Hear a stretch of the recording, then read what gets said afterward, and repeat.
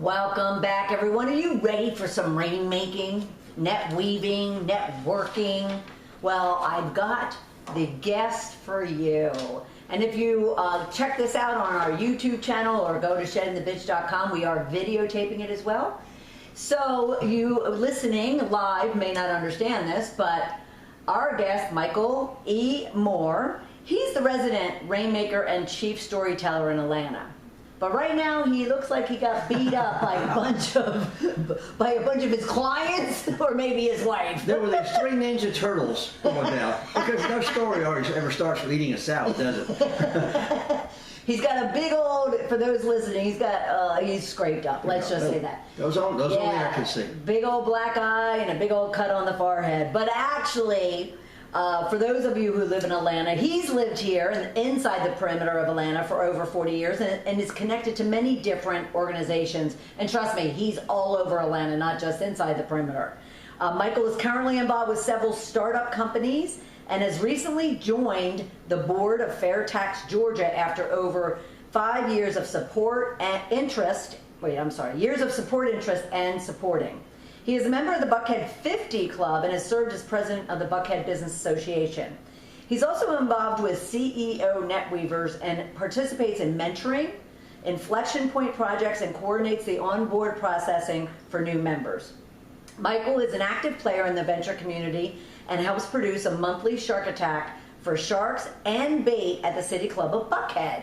And you've heard me talk about that, everybody, as part of Rich Group. He serves at Club E in College Park as executive in residence and chief operating officer for the club. Michael also serves on several nonprofit boards and task forces here in Atlanta.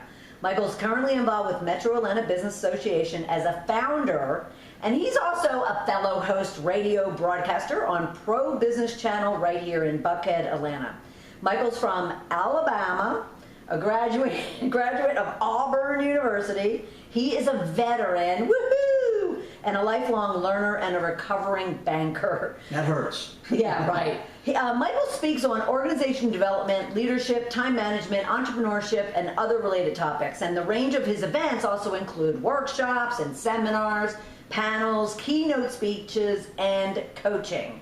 His endeavors are balanced, beautifully balanced, I want to say, with a wife of 44 years, 2 daughters with son-in-laws, and 4 grandbabies under 6. Whoa. Welcome to the program, Michael. It is a pleasure to be here with you today, and even this hot day in hot Atlanta. Damn, it's hot. It really is. It's nasty. And I was scared when you said mid-100s a minute ago. I thought I was about to get some clothes lost here. I was scared when I heard it last night. I freaked out about it. Mid-90s is hot enough, and mid-100s would definitely be unbearable. I can't even begin to fathom. Anyway, all right, so we're here to talk networking and mindfulness and a number of other things. But what I really want to start off with, sorry. Let's start somewhere. What I want to start off with is explain rainmaker and storytelling. Wow.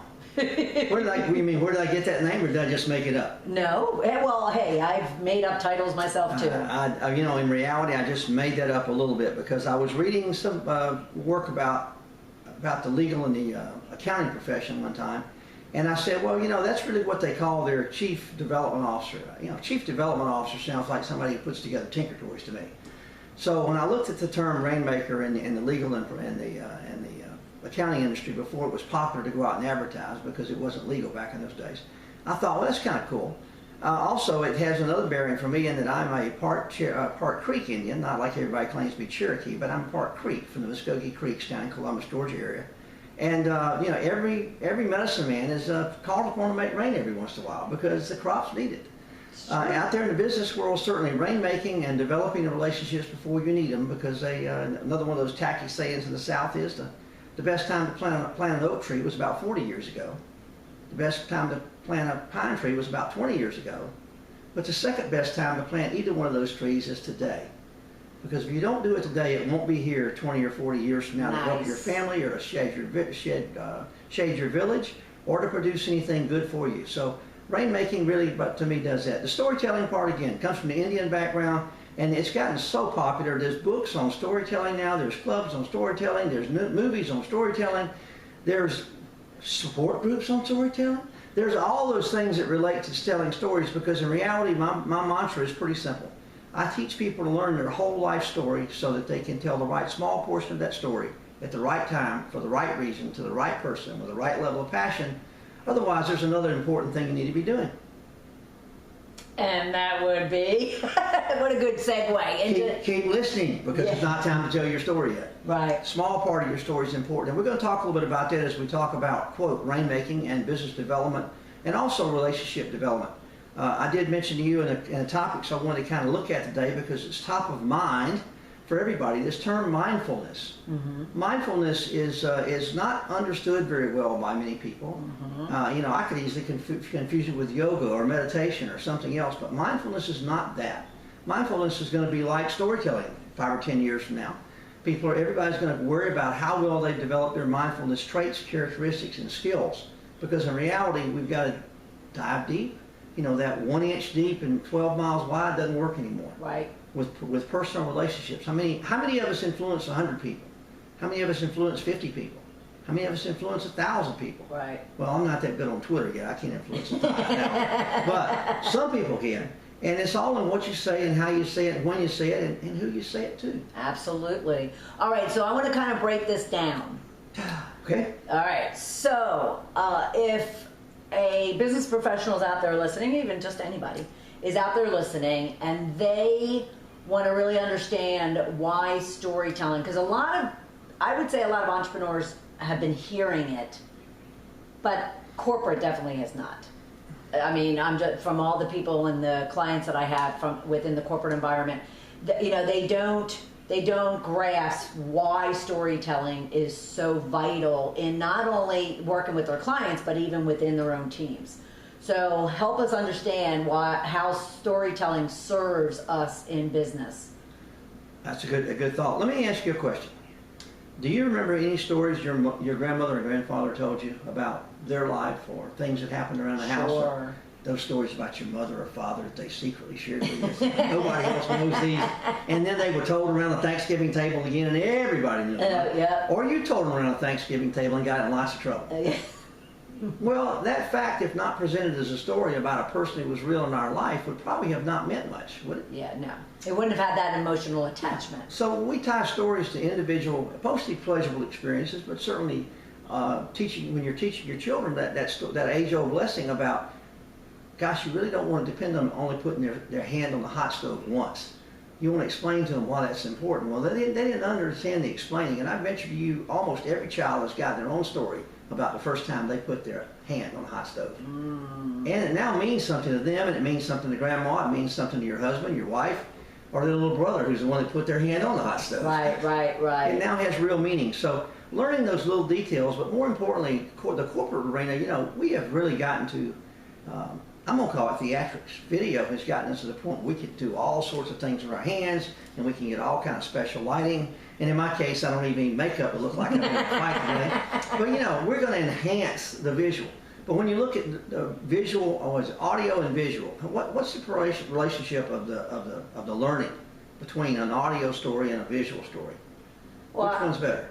Which one's better? I believe that it really depends upon if you're a visual learner or a word learner, but I'm visual, so I like to see kind of something happening. Well, here we're on Blog Talk Radio and people are hearing us, but if they're not looking through the video to go along with it, they're anticipating what we look like. They're anticipating what we're doing. Right. But in the world, I think they say the number is something that 93% of communication is nonverbal and 7% is verbal. So I'll leave you the thought with a storyteller, an animated storyteller, and I'll use a magician. A magician is probably the most adequate presentation of a storyteller when you think about it. Because if you just heard what a magician was doing, would it mean much? True. Now, but when they pull the rabbit out of the hat, you get the picture. Right. Or when they disappear, you get the picture. Or when they saw their assistant in half, you get the picture. But we try to rely many times on words. And I'm a book guy. I carry books with me when I speak all the time, because if I've left a bookmark in the right place, I can find the passage. But we all read so much stuff and so many words. But when we deliver effective presentations to not only our customers, to our family and our teaching environment. Think about the teacher in high school. If you didn't have a teacher there and only had a blackboard, would any of those stories about math or science meant much to Carrie on? No, no. And you phrased it back with the corporate arena for a moment. Oh, and I really, this is one of the reasons I work with entrepreneurs. Henry Ford is not around anymore to tell us the story of how Ford Motor Company was created. But you know, there's all kinds of little special stories in there. And can you imagine Oliver and Wilbur Wright in their little bicycle shop trying to make an airplane? Do you think their neighbors thought they were crazy? And they were talking about how this thing's going to have wings and how we're going to go down to North Carolina and how we're going to do this. Well, somewhere around there, they had to get investors for $33.33 to help them get to North Carolina to get that done. But most people never know that. General Electric, even Johnson Wax, which is still a family company, Mr. Johnson is not around anymore to tell the story. Entrepreneurs now that are starting in America have the ability to put culture in their company like no other. Right. I mean, when you think about consulting and leadership training, if you look down and digest, it goes back to starting with the culture of that leader. And hopefully he's going to be there more than 3 years, 5 years, or another stock cycle. Right, right. That is a problem. Right. You know, entrepreneurs can only do one thing, and be they male or female, it doesn't matter. They produce children. That company is their child. And if they don't have a child at home, it's even more important to be fully vested, fully engaged, and give that company your profile. But in reality, we get lost many times. People do not view their jobs as a company. Right, and they don't, and therefore they don't invest their stories into their teams, into their work, into their. I mean, I only have known really one that stands out in my head that he was able to, in every sales meeting, it could be the most kind of excited or very serious meeting, and he would infuse a story about his family, about his kids, about another client, that all of a sudden just took everybody to a different place. And people all of a sudden, the room full of white shirts and ties, would all of a sudden start leaning in and listening to him. And he's the only one that really stands out that really provided that type of relationship. And he was extremely successful as a result of it. Well, you know, a storyteller can be gifted. That was the story we want to have. You can be given the title of being a storyteller. I might put it on a t-shirt one day and give myself a But I started years ago with that title back in 1999. I literally made it up, as we jokingly say. But a guy named Michael Moore, without the E in the middle, was quite famous in bashing a presidential client. Many of you might remember that. And also producing very thought-provoking movies. Some people hated him and some people loved him.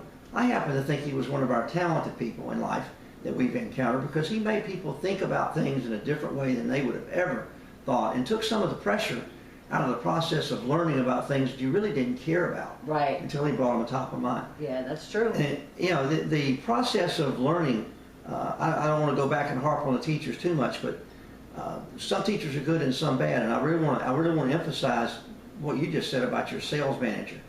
You know, many people do not realize that leading people or managing people or being the lead salesperson of the company, you are really the face of that company. People are going to do what you ask them to do. Absolutely. You know, that story about being what gets measured gets improved Right. is real personal when you're a sales guy. Absolutely. Or sales guy. Absolutely. But that sales manager had to think about each week. And when you think about it, and we all know that to properly prepare, I know you're a member of NSA and you're a national speaker as well, and some of us aspire to be that good, but you really have to prepare about 1 hour for every 1 minute you speak. 1 hour for every 1 minute you speak. Now, you may have a better appreciation for those good teachers you had in school, because that meant they really did prepare. Yeah. Because even though they taught the same subject every year, you didn't want to hear the story from your big brother or big sister. Absolutely. You wanted that teacher to deliver it to you. And I'll take that one step further. We don't realize in America today, because most people don't prepare, they wing it. They wing it. I will get down. How many of you are out there winging? Whoa, wingers, where are you? As you think about how you manage your success, find your most successful interaction. We're going to put that into perspective in a little minute with networking and net weaving and just your personal culture, because your culture, your story, if you will, precedes you before you get anywhere. Almost, there's nowhere you can go without somebody already knowing who you are, Especially nowadays. or quickly knowing about you. Right. And even that TSA agent going through security, as soon as they turn your ID around and look at your name and your birthday, and look at your face and look at your hair and look at your demeanor, they begin to make decisions and determinations about how they're going to interact with you. Right. We all think it's your job to entertain them. not the story. They're already making the story. They're making the story. creating the story. So the presentation you have, the way you look, the way you hold your shoulders, the way you sit in your chair, all those things are important. And so many people, I have trained way too many salespeople, and I think I've fired a lot of salespeople in my life. People used to harass me. My technique was always place a good ad, hire 3 people, and guess what? 2 of them aren't going to make it. Right. One of them's not going to like me, number one, and the other one's going to find something they'd rather do with their time, and one's going to be a superstar. Yeah. And that's really the important thing about how you work with people. You know, test your stories, try your stories, learn your stories. It really goes back to learning your whole story. But well, I want to say, because that might be a segue. Well, I do want to talk about networking, but at the same time, knowing your story is actually for me, is part of that mindfulness too. it is. It's really understanding who you are and being almost, using those fluffy words, present and mindful, and then getting to know that, and that converts into your story. Unless you want your story to be something artificial and not truly who you are, because like you said, someone's going to make a story up about you, whether you direct that story or they prejudge it and build one themselves. Well, I don't know about you, but it's scary when I walk into a networking environment and see those actors out there. The ones you can tell immediately by their demeanor and by their presence in the room. And the business card in their hand that they're shoving in what their they're hand. there for. But that is a very good point. We do not take the time to be properly prepared. And that example goes on and on. I'm going to a networking event later this afternoon, and there'll only be about 20 people there. But those are 20 of the right people that I want to visit with. I'm not going to a room of 200, I'm going to a room of 20. And probably only 2 or 3 of those will have meaningful conversations. So there's a percentage there that you might be jotting down now. Mm-hmm. So 10% of the people in the room are the ones you're really looking for. Mm-hmm. And if you go away with an hour with 1 really good interaction, that's good. If you get 2, that's a blessing. If you were to get 3, that's a home run, because you really need to not only visit with a person, and we'll talk about this too, but you need to visit with people in the room, because you are like the little pollinating bee. You can go around the room, and because of your story and your presence, you're going to evoke a response from someone who the person who really needs to meet that person may not evoke in that room, because they don't have your same positioning. The most valuable thing I do in many rooms, and people say it's hokey someday, I tell people I'm just a connector. I know an awful little about an awful lot of people, but all people always say, oh, you know everybody. No, I know their names. That's about all I know about everybody. Right. Not everybody, a lot of people, but I do know a little bit about them. I know things about mayoral candidates I can't tell you on radio. And I know things about other political officials that I learned years ago before they got elected. I'm not going to tell you those things either. But if I go into a room with them, I know something that might help you make a connection with the person you want to make. So hence the Rainmaker, because what was the one, what's the name, Clayton? There was a movie. Oh, he's going to test my movie. No, we'll come back to that. But the fellow who used to be on one of those Clooney. George Clooney? George Clooney was in a movie called something Clayton, and he was the Rainmaker of the law firm. Oh, right. And it was so interesting because, you know, this guy was not the best lawyer. He was not the best courtroom guy. He was not the best anything else but the best Rainmaker, because he could walk in and perceive and personify what a Rainmaker did. Matter of fact, I need to watch that movie again. How about you? We'll do some popcorn and watch that movie. We should do that. All right, we're going to take a quick break, and when we get back, we are going to talk about networking, like really, because what I want to really help them understand too is they need to have goals when they go out and spend all this time and money in what they call networking, when actually all they're doing is... You mean it's not free? Yeah.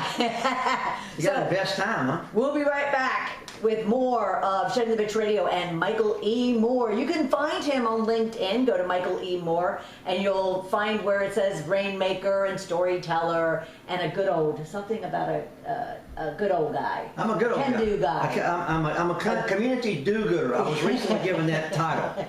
And he is too. All right, we'll be right back. Welcome back, everyone. I'm speaking to Rainmaker himself and networking guru, Michael E. Moore, right here in Atlanta. So we are in studio. We are also videotaping this. So you can take a look out there probably tomorrow on our Shedding the Bitch YouTube channel. Having trouble with that name again? I'll tell you what. And at the same time, we'll get it up on our social networks and sheddingthebitch.com. All right, so I have a specific question around the metrics, the goals, the approach that people should have, corporate or entrepreneurial, around networking Wow. prior to going into their networking event? What should they have already planned out? Well, that's a little difficult question depending on what day of the week it is. Okay, fair enough, fair enough. Well, most people don't spend the time, and I love the fact that you said matrix, because this is like a spreadsheet per se, but it's really a mind map. And if you don't mind, I'll take that direction for a moment. Everybody needs to have, and depending on which school of thought or which theory you read, you need to have three kinds of networking groups that you participate in. One should be what I call offensively the cattle call. This is the one where you have absolutely no control of who shows up in a room. The rainstorm is going to determine who comes in. The traffic is going to determine who comes in. And the price of admission is going to determine who comes in. No, that's true. But you need to be in a place where you can meet a lot of different people, because even in that lot of different people process, there's a jewel, there's a diamond, there's a ruby or an emerald or a sapphire. and you need to keep your skills up. You need to be able to go into that kind of room and come out with a result which you're very proud of. Which brings me to that part of be very proud of, because we're going to talk about that a little bit further. And then secondly, you need to have some kind of generalized group that you participate in, whether it's monthly or, I'm not going to say quarterly, but probably weekly, monthly, or maybe quarterly. Because I do some quarterly events, which I would not give up for the world, but I do them specifically to be with certain people. And again, it determines on price, cost, and availability of your time. But the second group is people who maybe share some similar industry interests. And that it doesn't have to be same industry like lawyers or accountants or pest control people or whatever, but people who are in that business environment. And then lastly, you need to have what I'm going to call loosely the mastermind group. This needs to be the 6 to 20 people. And the second group, by the way, is probably 20 to 50, and the bigger groups 50 or more. So break them down, 50 or more, 20 to 50, and 20 and under. But 6 or 8 people need to get together bi-weekly or at worst monthly that share common goals and thoughts. These are people that sort of look like you, but they don't necessarily think like you. So in my example, the other Michael Moore would be a great guy to have in my mastermind. And if I had that gift, I would bring the other Michael Moore to my mastermind, and I'd visit with him once a month or once a week. So you're looking for diverse mindsets, diverse approaches, diverse personalities that then can kind of mentor and coach and advise and work with you, collaborate with you on getting outside your norm. In the last segment, we talked a little bit about culture, and I know you and I both feel very strong about culture, but think of that smaller group as a culture pit. It's where your personality, your character, your abilities, your stories ferment. They get better. Mm-hmm. I mean, we all want to drink some wine out of this story at the end, right? Right. So you want to be with people who are going to be honest with you. And that person takes your business card and smiles as they walk away and drop the card in the other pocket. They're not going to give you any feedback. Right. And that's the big room. The medium-sized room, you're going to have a couple of good relationships. And, I'm not going to talk about strategy today. This is a whole class. But how do you go to a networking event? Yeah. And what do you do when you come out of that network? Remember we talked about metrics? Mm-hmm. I use a 3x5 card, and I report on every meeting I do to myself. I love this. I love this. But I have 3x5 cards in my car, in my pocket, in my briefcase, over my bedside stand, in the bathroom, but I take a moment and I write the good stuff on one side and the other stuff on the other side, and I kind of keep those. I put a date on them, and I learned something new today. And at the end of the week, when I sort those things out, and right now, I share with Bernadette on a call the other day, every 2 years on my odd number birthday, I start with a whole bunch of 3x5 cards, and I go through and write down everything I'm working on. And then I go back and rate it. And I sit the other side of the card, I go back to what I don't like about it. And I sort those things out. And I make that the plan for my next year, because I just had another birthday, one of those odd number birthdays, and I have 53, 54 cards right now that I'm still sorting through, because at the end of July, which is my birthday month, I put a deadline on it. What gets tested, what gets measured, gets improved, hopefully. I've been doing this for a lot of years. And that's allowed me to meet a lot of people, because, you do need to fire some people. Yes, absolutely. You can't keep everybody in your Rolodex, so to speak, because they're not those valuable, contacts. Well, they take energy. They're like mosquitoes in some regard. Absolutely. They're going to take something away from you and give you absolutely nothing other than maybe a virus. Well, there's a lot of people that actually go into networking events and they don't have a plan. They don't have a reason why they're there. They just, especially when they're starting out, they just think that they need to be everywhere. So let's kind of move into, because I want to make sure we hit on, what do you mean when you say net weaving? Whoa, well, that's a whole other story. Remember, back to movies again. Remember a guy named Kevin Spacey and Helen Hunt? Yes. All right, you know a movie? Love them both. You know a movie they made together? Don't know the name. All right, now I'll help you out there. It's called Pay It Forward. Sure. A young man, 8 years old, named Trevor. Well, not 8 years old, 8th grader named Trevor, 7th, 8th grade. Anyway, he was challenged to think of an idea that would improve the world and then implement it. And that was the theme of the movie. And the movie's title was called Pay It Forward. It opened up, as you remember, with a guy on a rainy night meeting a young man, and one of them had an umbrella, and you can guess which one had the umbrella, the old man. But the kid his car was crashed, and he was out of transportation. The man with the umbrella in a nice Jaguar hands him the keys and says, "Give me your address, I'll send you the title tomorrow." Now, that's paying it forward, because you had no idea where this movie was going. But the whole point is, we must invest in other people. And networking, quote, by the traditional theory, is taking something. Yes. Net weaving, which is a title by a friend of mine, Bob Littell, who many of you may know out there in the radio audience, but he coined that phrase back in the late 90s because he was looking for a way to properly introduce people and how to host meetings between people. And again, back to that small group, he was down to 2 people groups.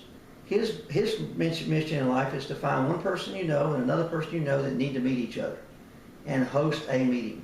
Nice. Because when you host a meeting and you kind of serve as a little bit of a facilitator, all you have to do is just start the ball downhill. Yeah. You already know both of these people and know there's a reason they should be together. Right. So you weave their lives together. You connect them together. The result of that is all you ask them for is to do the same thing again to some people they need to know. Yep. I host Paying it forward. Paying it forward. I host a meeting once a month. Now Trevor, in his model, he had it really going like a multi-level marketing program. You had to do something for 3 people without any desire to get any benefit out of it. And they would do for 3 people, and they do it 3 people. And you can imagine that would change the world, and it does. Right, absolutely. We're changed. Now think of Mother Teresa, how many people's lives she changed. Yes. Just being one little short lady in India, Yep. where she never had a desire to be and never thought she would be. Well, and I have to say, on this subject, you and I are both affiliated with CEO Space, have been for a really long time. If you don't know CEO Space, just go and Google Bernie Dorman CEO Space or something, or Michael Lee Moore, or Bernadette Bose. And what I loved and I took away from that, because at the time, remember, this was before I was shedding my bitch, so I was extremely selfish. When I went out and networked, it was all about me, and it was about me wanting to take and not give. And through that organization, they taught you, that those 2 questions: what are you working on, and what do you need next? And it was all about the other person. And so it changed my whole approach to networking and relationship building and net weaving, because it really was genuinely going into one of these events, into an environment with another person, 1 or 50, and saying, what do you need? Truly, what do you need, and what are you working on, and what do you need? Yeah, you remember the shout outs, when you sit there and walk up to someone and say, without the small talk, and this is one of those things that people go, how much small talk? Rapport. Everybody. I'm reading a book right now on the rainmaking. We've got 2 coming. This is an old book. Yeah. You're not going to be able to see it if you're listening, but for those going to be seeing this on video, The Rainmaker's Toolkit by Harry Mills. Yeah, and this is a great book. It's about 15 years old, but it goes through and categorically describes how you need to build your medicine cabinet, your medicine bag, your doctor's bag. Your doctor's bag. And the other one's called Rainmaking Conversations. And it is an amazing book, also written by 2 people, Mike Schultz and John Doerr. And they also go in and categorize how you develop that part of taking the conversation through different levels. I want to go back and focus on what we just talked about, though. In the CEO space world, we have these 30-second life cycles. Yeah. What do you have? What do you have? And what do you need? In the real estate world, we do that because everybody that comes to a room to network either has a property they want to get rid of or wants to get another property they can work on. And so it's called haves and wants. And I'm very blessed to be able to run a lot of networking meetings or facilitate meetings. And I like doing that a little bit. I think I can do it from the back of the room as well as the front because I love participating. But when you go, what do you have and what do you need? That's easy. Right. So in our case, I'm working on and I need this to go to the next level. Now that's pretty selfish. I need this and I'm working on this, but if I ask you that question and we do it in a 1 minute or 2 minute time frame, we're equally giving. Right. you can very quickly tell what someone's culture is, what their intent is, what their Yes. desire is, because if they don't have a clue what they're working on, Right. and they don't have a clue what they need, they don't really deserve your time. Well, more importantly, if they don't turn it to you, Right? you know, and all of a sudden they do their little thing and they're slapping their mouth and, you know, gapping their gums, and then all of a sudden they turn around going, oh, I have to go and see this other Or person. they're looking over your shoulder. They're looking over your shoulder the minute you want to start talking. Yeah, so there's a lot to learn from networking and net weaving. There's the etiquette, but also there's the what gets measured gets improved. I mean, we've all heard that. You can't, you know, what if we didn't keep scoring baseball games? Would there be any need for scoreboards? Right, right, Would there be a World Series? right. Maybe there won't be a World No. Series for us this year. Well, and it's sad because I watch, like, even, you know, like parents with their young kids nowadays, and for probably the last 10 or 12 years, and they all believe that you don't need to be keeping score, and everybody is a winner, and There are everybody. no participations here. And it's like, really? I'm like, I don't know. I thrived on that need to. Just tie your shoes up and look at them in the mirror and then sit back down. Right. Don't go on the race. Right, Don't go on the race. right.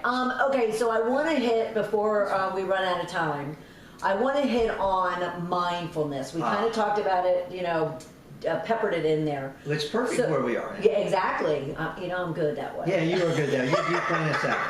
So mindfulness. Mindfulness. Well, let's move back again to what you said. When you go in that room and you talk to people sincerely, and you're in the present, you're not thinking about going home to get dinner. You're not thinking about the next drink. You're not thinking about the next person you're going to talk about. But that requires you to be prepared. You can't go in, because our minds think of roughly 50,000 thoughts a day. A day or a minute? Like, I don't is it a know. day? It's your story. You can- Yeah. My story is it's You're like not- every second. Your mind may be faster than mine, but I purposely have to just turn the volume down. Or Right. as my kids used to say, throw a sheet on it, Dad. You know, cover that thing up. You know, let's don't be talking about that right now. That was I have another phrase in my family. It's called move on. And we're not going to talk about this anymore for the next 15, 20 minutes. Move on. Move on. Because your subject will, your thought will change about it. If you'll just back up and not think about something for a minute when you come back to it, it's where you're more present. Right. But presence is the key. Mindfulness requires, I hate to use the term meditation, but mindfulness requires focus. Focus and concentration. Concentration. Concentration is better than meditation, because And- meditation I'll be asleep. It's execution too. It is. And that It really is. goes back to our networking, 100 people group, 50 to 100 person group, 50 to 20 people group, 20 to less group. Yeah. If you can get down to 6 or 8 trusted peers, friends, character builders, Right. sometimes you might need somebody, and even in that networking group, to say, hey, it's not a shame to go over and say, hey, I was watching you Right. tonight in a room. Are you okay? Yep. I mean, that's a blessing to have someone care. Absolutely. And that's what mindfulness is, to outwardly portray focus, sincerity, and I guess I'll use the term results. And presence. People know it. Yep. People yep. know Yeah. And more importantly, I think it's also, for instance, I'm going to use the event that the two of us are going to on Thursday. You're actually leading it up. I don't know anyone there, so there's those situations. People say to me, "Well, Bernadette, I go to these networking events and these social events, and I don't know anyone." And quite honestly, you still can prepare. You can prepare around kind of what is it that you want to accomplish during that. Maybe it is just to meet somebody and say hi, or maybe it is to find a particular type of person, maybe a role of a person. Maybe it is to find a potential client or a potential prospect opportunity, whatever it might be. But even if you don't know people in the room, for instance, Michael turned to me and said, give me an idea of what it would be that you're looking for and what your goal would be for that event, and let me, since you don't know anybody in the room, I'll kind of think through, who I might know. So don't use the excuse or the reason that you might not know what that environment is going to be like, or even who's going to be there. That preparation, that mindfulness is going to come into play because you've planned, you have a goal, and you're going to be present throughout that time that you're there, because guess what? You're spending your time and your money and your contribution to that event. You want to be there for a purpose. May I drill down on that just a minute? Yeah, absolutely. What you just said, what I offer doing to you and what I'm going to deliver really is the essence of this group. And for those out there in the radio world, this is called the Metro Atlanta Business Association. And I was graciously invited by some other friends, because we'd all had the same idea over the years, to form this group just 3 months ago. This is our third meeting. And this is what today would be like a cattle call meeting to some people, because we're inviting 100 people to come to lunch in the same place at the same time, and most of them will not know each other. Even when I stood up in the room with the first 120 people, I couldn't name more than 30 of them individually. And I know a lot of people. Yes, he does. And now we're at the third meeting, and we'll have about 100 people at this one, and then the next one, the next month, we'll have 100 people. But we're actually soliciting deeper relationships. And for Bernadette's benefit, she's going to be at this event on Thursday. There are at least 3 people in the room that I'll make sure she meets. But you've got to have a shepherd. You got to be able to weave. You got to be able to connect. And my goal is a year from now that those 100 people that come to lunch out of our 400 or 500 that are part of our group, they won't come every month, but when they come, they'll be prepared. Right. Because when I walk in the room and see people and overhear those introductory conversations, I want them to be 3 people standing together making the connection. I don't want it to be one person walking up with a business card and say, here, my name is, I need to find a pest control company, I need to find a doctor, I need to find a business consulting opportunity, or I need to find money. You know, the entrepreneurial story, would you loan money to someone you didn't understand their story? Would you do business with someone you didn't understand their story? Yeah. Would you want to spend much time with anybody who didn't know their own story? Mm-hmm. When they say that you want to do business and go into business with people you know, like, and trust, that no is not over a handshake and you pushing a business card in their hands. It's about you actually getting to know them and them getting to know you. All right, last thoughts, because Wow, we've covered some ground. I know. We've even walked back in some old times. It's the CEO space, the being in Atlanta, the looking at the Buckhead community, the doing radio shows together, which are a lot of fun, the reading books and improving other people's lives as well as our own. I want to give a real shout out to LinkedIn. I just shared with you as we started the show. This morning I dropped out about 78 or 80 invitations to folks that I had not connected with, but I tried to connect with before. And by the time about an hour and a half went back, I'd gotten 24, 25 responses back. So something out there in the world, LinkedIn is working. More people are wanting to reach out during this time of the year. We're in the third quarter now already. Right. And the other thing, if I were, let's see, what is it? Julius Caesar is our 7th month of the year, named after Julius, right? I wish Julius had been named the 6th month of the year, because I think we should be preparing before we start the third quarter. Absolutely. I do my planning the first week of June for actually July. All right, well, fabulous. I want to thank you so much for your time and for your contribution. And remember, Michael E. Moore, you can find him on LinkedIn. Please link in with him and let him know that you heard his rainmaking and storytelling on Shedding the Bitch Radio.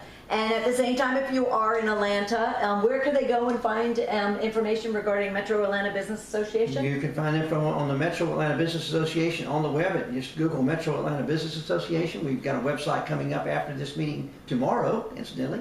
But on the 18th of July, we will be meeting at the City Club of Buckhead for lunch. And of course, if you link in to me, I will be happy to send you a personal invitation. Because we're limited to the first 100 participants. Nice, nice. And at the same time, you do host a radio show yourself, Pro Business Radio. I do host a show for the Buckhead Business Association every week on Thursday mornings. We typically have 3 members as guests. We have little 10-minute segments, which are fun. And then I also host the Georgia Business Radio typically once every other week. We feature people from around Atlanta and around the state who are really making a contribution to business improvement. But at the same time, just because they're out of Atlanta, just like Michael and I have an international audience, listen in, because it's the subjects and it's what it is that they want to talk about and what it is that they're educating on as much as what it is that they're doing within their own business. So I want to thank you very much for being part of the program. And for everyone out there in the Shedding the Bitch community, thank you so much for your ongoing support and involvement and contribution to the community, to our radio show. And I will look forward to having you right back here next Tuesday at noon Eastern Time for another episode of Shedding the Bitch Radio. Thanks, everybody.